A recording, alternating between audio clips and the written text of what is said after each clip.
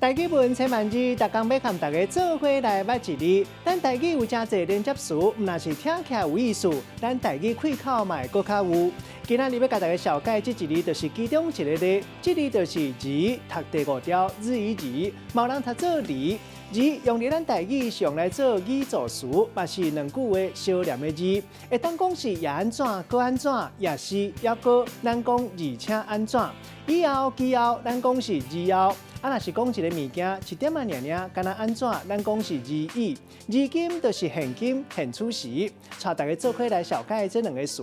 头一个读做而且，因为一般后壁拢会接一句话，咱就惯势会变调，讲而且安怎？会当讲是又搁安怎，嘛是安怎，代表进一步的连接词。